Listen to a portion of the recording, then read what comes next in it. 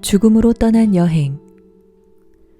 정신없이 병원으로 실려가는 동안 주위가 초현실적이고 몽환적으로 보이기 시작하면서 나는 점점 더 의식에서 멀어져 어디론가 빠져들어가고 있다는 느낌이 들었다.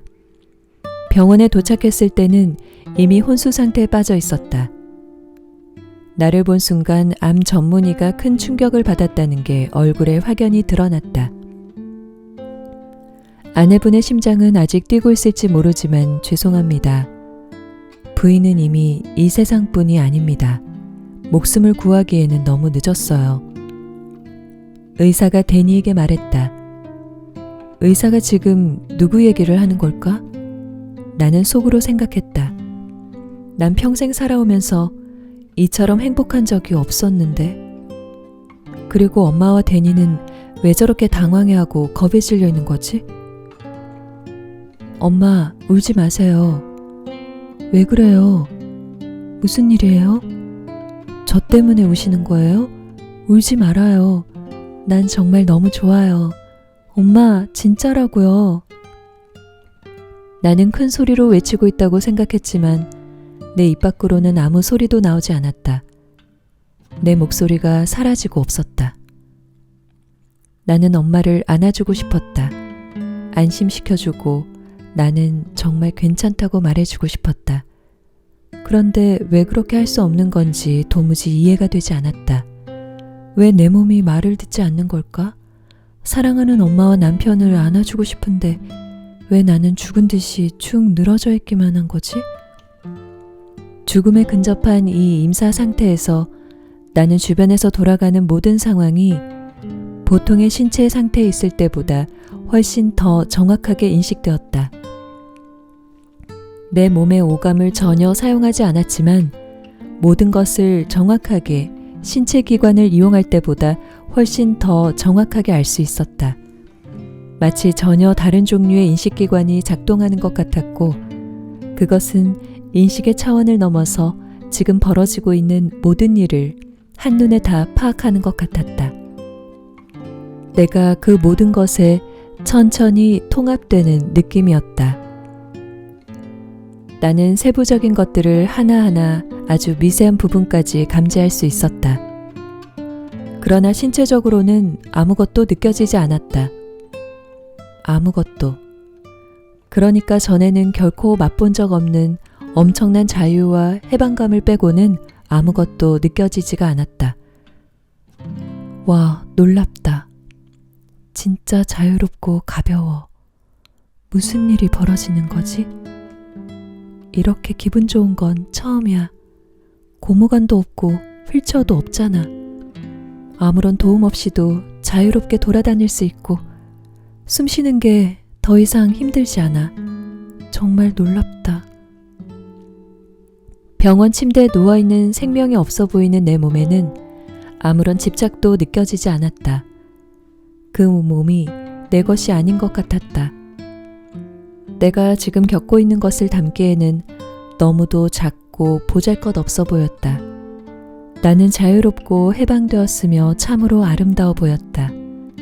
지난 4년간 암이 점령했던 몸이라는 감옥에 갇혀있다가 마침내 풀려난 기분이었다. 처음으로 자유를 맛보고 있었다. 나는 무게없음을 느끼기 시작했고 내가 언제 어디에든 있을 수 있다는 사실을 자각하기 시작했다.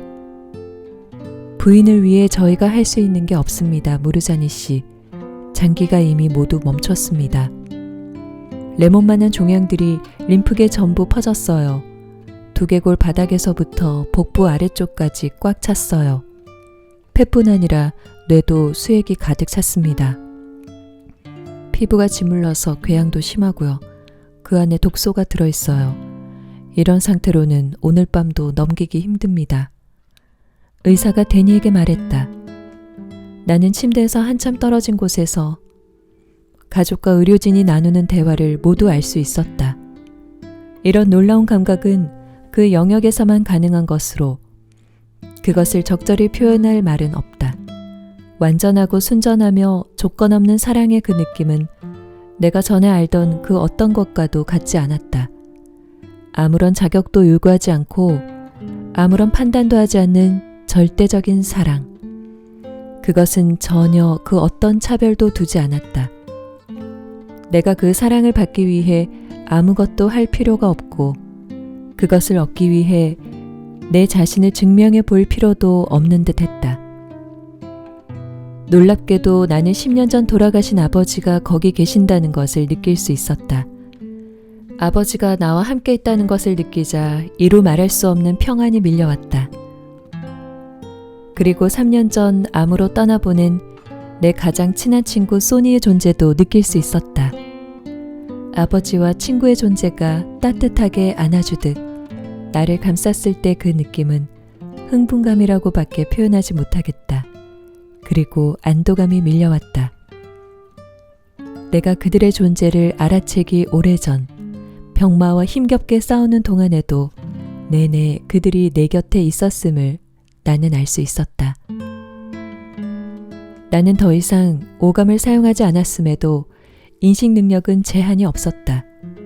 마치 우리가 갖고 있는 보통의 감각보다 훨씬 고양된 새로운 감각이 생겨나기라도 한 것 같았다. 나는 주변에서 일어나는 일을 360도 시야각으로 완벽하게 인식하고 있었다. 이 모든 말이 놀랍게 들리겠지만 그때는 그것이 정상적으로 느껴졌다. 이제는 오히려 몸 안에 있는 게 답답하게 느껴진다. 그 세상에서는 시간도 다르게 느껴졌는데 나는 모든 순간을 한꺼번에 느꼈다. 나와 관계된 모든 것, 즉 과거와 현재, 미래를 동시에 알 수 있었다. 여러 사안들이 동시에 일어나는 게 어떤 것인지 알 수 있었다. 시간은 우리가 여기서 경험하는 것처럼 직선으로 흐르지 않았다. 우리의 현세적 마음이 우리에게 일어나는 일들을 연속적인 장면들로 바꾸어 놓았을 뿐, 실제로는 우리가 몸을 통해 표현하지 않을 때는 과거든 현재든 미래든 모든 것이 동시에 일어나고 있는 것 같았다. 시간이 직선적이지 않다면 장면의 연속이라는 개념이 모호해질 텐데 이런 말이 선뜻 이해되기는 어려울 것이다. 우리의 오감은 어느 순간이든 시간 속의 한 지점에만 집중되도록 우리를 제한하는 것 같다. 그러고는 시간이 이 특정 지점들을 하나로 꿰어서 직선적 시간 현실이라는 망상을 만들어내는 것 같다. 우리의 신체성 또한 주변 공간에 대한 우리의 인식을 제한한다. 그리하여 우리의 눈과 귀로 보고 들을 수 있는 것, 혹은 만지고 냄새 맡고 맛볼 수 있는 것에만 우리를 묶어놓는다. 그러나 몸이라는 한계가 없을 때 나는 나와 연관된 모든 시간과 공간의 지점들을 한꺼번에 이해했다. 그 확장된 영역에서 고양된 나의 의식 상태는 아무리 설명하려고 해도 말로 설명하기가 어렵다. 그 모든 게 얼마나 선명했는지 놀라울 정도인데 말이다. 우주가 이런 것이구나. 나는 생각했다. 이제야 알겠어. 왜 내가 암에 걸렸는지 알겠어. 나는 그 순간의 경이로움에 완전히 사로잡혀 처음엔 내가 병에 걸린 원인을 차분히 생각하기 어려웠지만 이내 그 원인을 자세히 살펴보게 되었다. 나는 또 내가 애초에 왜 이 생으로 들어왔는지 알 것 같았다. 바로 내 진정한 목적을 말이다.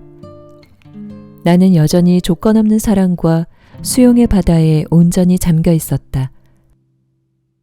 새로워진 눈으로 자신을 볼 수 있었고 내가 이 우주의 아름다운 존재라는 사실을 알 수 있었다. 존재한다는 사실 자체만으로 나는 판단이 아니라 부드러운 사랑을 받을 만하다는 것을 깨달았다. 이것은 그야말로 놀라운 깨달음이었다. 나는 늘 노력을 해야만 사랑받을 수 있다고 생각했다.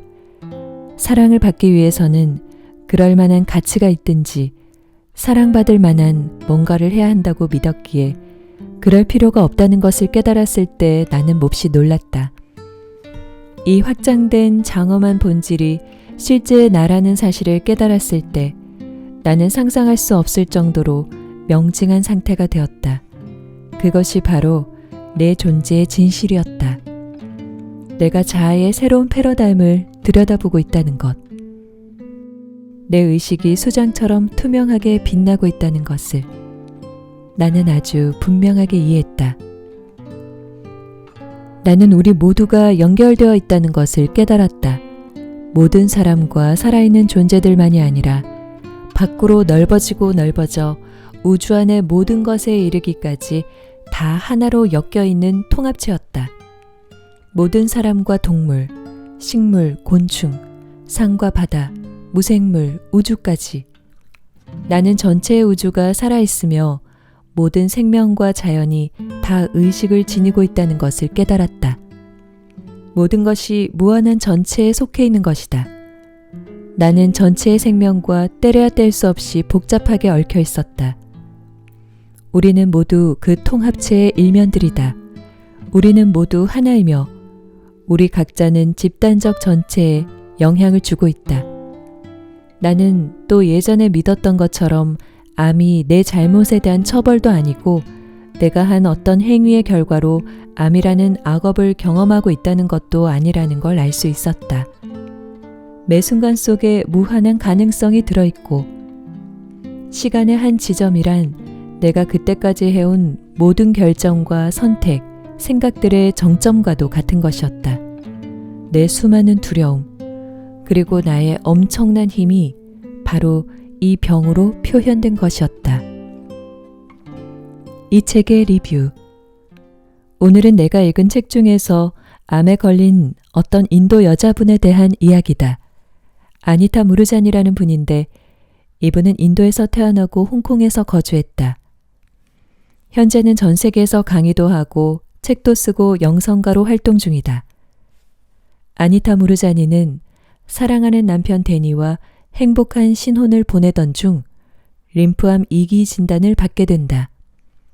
친한 친구와 지인을 암으로 떠나보낸 지 얼마 되지 않은 때라 항암 치료를 하지 않고 6개월간 여러 가지 자연 치유를 하게 된다. 인도의 아유르베다 요법, 요가, 중국의 한의학, 서양의 자연주의 요법 등 동원할 수 있는 모든 자연 치료 후 얼굴이 좋아지고 꽤 몸이 호전되게 된다. 그런데 오랜만에 아니타를 본 지인들은 수술이나 방사선, 항암치료 등 병원에서 하는 치료를 받지 않는 아니타를 무척 걱정하게 되고 아니타도 그들의 반응에 흔들리기 시작하면서 두려움이 몰려온다. 자신의 치유 방법에 대한 확신이 깨지면서 서서히 몸이 나빠지기 시작하고 급기야 병원에서 얼마 살지 못할 거라는 시한부 선고를 받게 된다. 두려움, 살고 싶은 의지를 탁 놓아버리는 순간 그동안 느껴본 적 없는 경이로운 의식 세계로 들어간다. 그곳은 통증이 없고 두려움도 없고 무한한 사랑만 느껴지는 곳이다.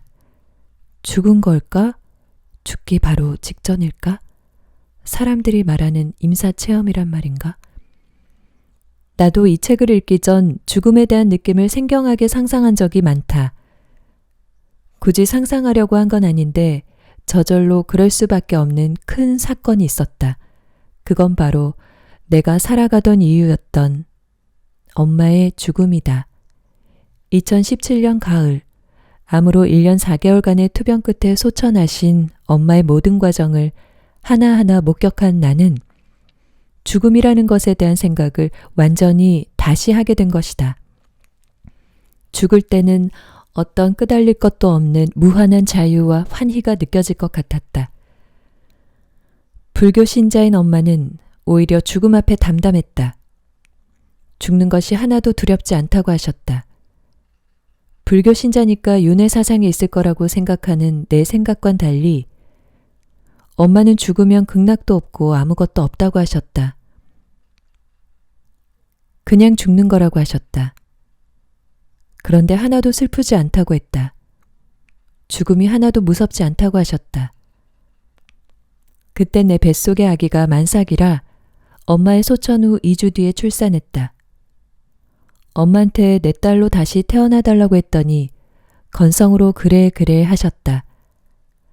그래, 네가 그렇게 생각해서 편하다면 그리 생각하고 살아라 라는 뜻인 것 같았다. 엄마가 말하는 죽음은 태어나기 전의 상황으로 돌아가는 느낌을 말하는 듯 했다. 그런 엄마의 죽음에 임하는 마음이 나에게는 어떤 큰 울림이 되었다. 나와 가장 직접적이고 밀접한 존재의 소멸 과정을 통해 나는 죽음에 대한 느낌을 더없이 생생하게 상상할 수 있었고 아니타가 체험한 임사체험과 비슷하다는 생각이 들었다. 집착이 없는 세상 초연한 느낌. 아주 개인적인 생각이지만 죽음이란 그런 느낌이 차례로 잠깐 든 후에 의식이 탁 하고 완전히 사라지는 게 죽음이 아닐까 생각한다. 그리고 태어나기 전의 상태와 같은 아무것도 없는 무의 상태. 아니타 무르자니는 그 의식이 있고 난 후 무의식으로 가는 죽음의 세계에 진입하지 않고 어찌된 영문인지 다시 삶의 세계로 넘어왔다. 그래서 그걸 경험한 체험을 이 책으로 내게 된 것이다. 그녀의 경험들은 죽음을 간접 체험하게 해줌으로써 살아가는 사람들에게 삶이 더욱 경이롭고 살아있는 것 자체를 존경할 수 있게 만들어준다. 나의 삶이 존경스럽고 삶을 살아내는 자신이 존경스럽고 살아가는 타인 역시 존경스럽고 그것이 바로 사랑이라 말한다. 자신을 비판하거나 잘 보이려 애쓰고 인정받고 싶어 하고 성공하려고 노력하고 내일은 어떻게 살지 미래를 위해 끊임없이 노력하면서 현재 나는 불안하고 미완성인 존재로 인식하면서 자책하는 삶이 아니라 그저 존재하는 그 자체로 충분히 우주의 경이로운 존재임을 자신을 재단하지 말고 사랑 그 자체인 자신을 사랑하라고 말한다.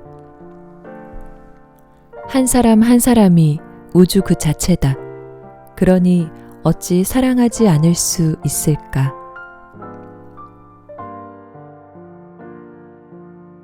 들어주셔서 감사합니다. 오늘도 책과 함께 편안한 하루 보내세요.